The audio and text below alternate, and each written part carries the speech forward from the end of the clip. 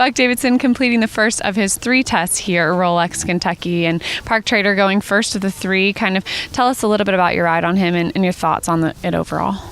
Yeah, I mean, it surely had some mistakes, and, he held it together. This is the first time in a big ring, and so I was proud of him. I made a couple little mistakes. I swapped in the counter canter, which was a bit disappointing, because that's the way he's usually good. And, he held it together. He's sort of a work in progress, but I was proud of him. He kept it together, and, the mistakes were mine.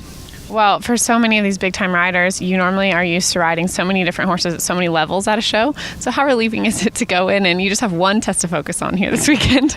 Yeah, well, it's in some ways it's good, in some ways it's bad, but it's nice to be able to just focus on these guys, and, all 3 of them are good. And, so we have 2 more later, and hopefully, this will be Kobe's weak link. And, so hopefully we can keep improving the rest of the weekend.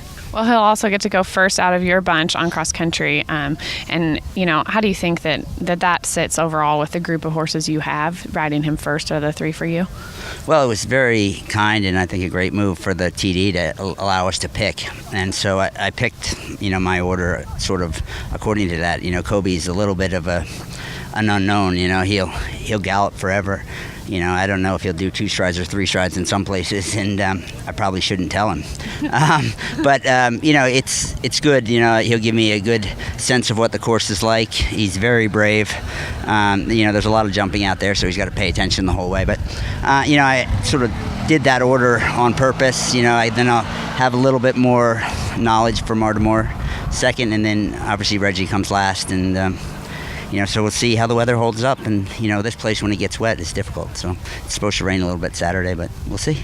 Right. Well, you've ridden here so many times now, Buck, and these horses, obviously 2 fairly newbies to this level, but you'll then have Reggie, who will go last, kind of a longtime partner of yours. And we'll chat with you again before cross country, obviously. But just, Derek's courses are incredible, but they definitely keep coming at you. Have you walked and your thoughts kind of on this course as a whole here in Kentucky?